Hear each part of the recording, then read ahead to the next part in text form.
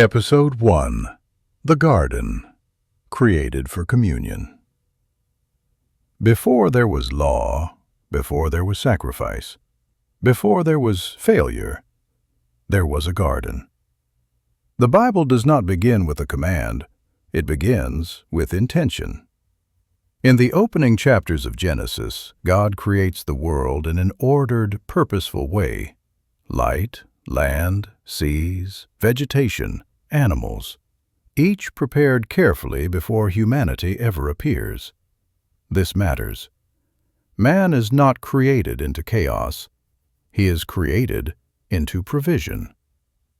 And then, finally, God creates man. Scripture tells us that humanity is made in the image of God, not physically, but relationally. Man is given the ability to reason, to choose, to create, to communicate, and to love. He is not an accident of nature or a disposable servant. He is something closer to a son.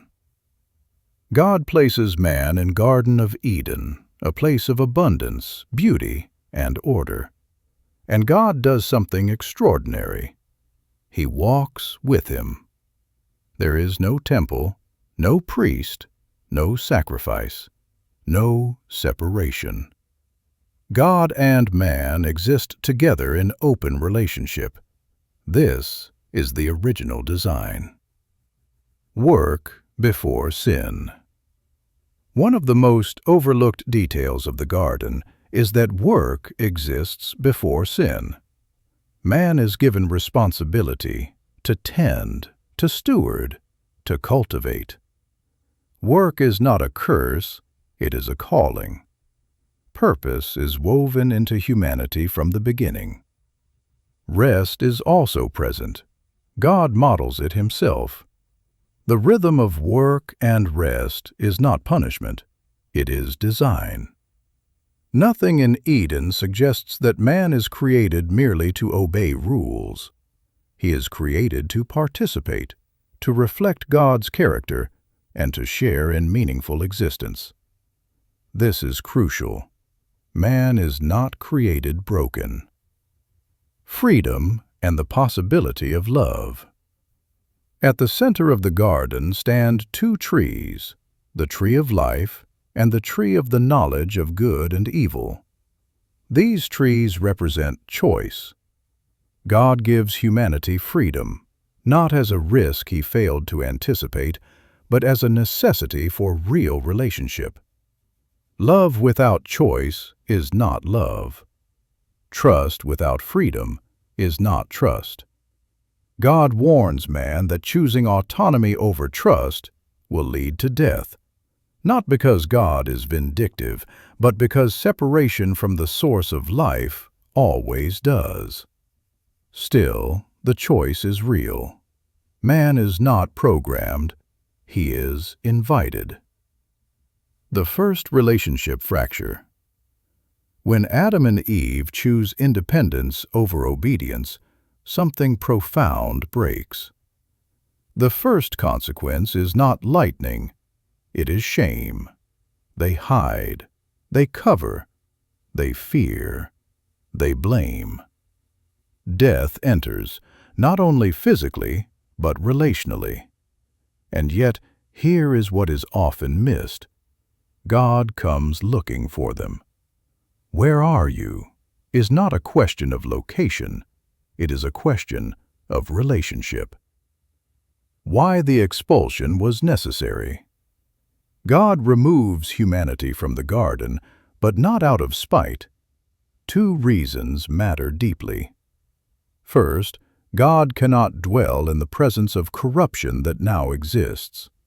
What was created perfect has been fractured by choice. Direct, unmediated presence is no longer possible without destruction. Second, and this is mercy, man must not eat from the tree of life in his fallen state.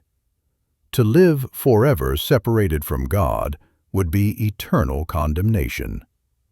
Death, as painful as it is, becomes a limit rather than a prison.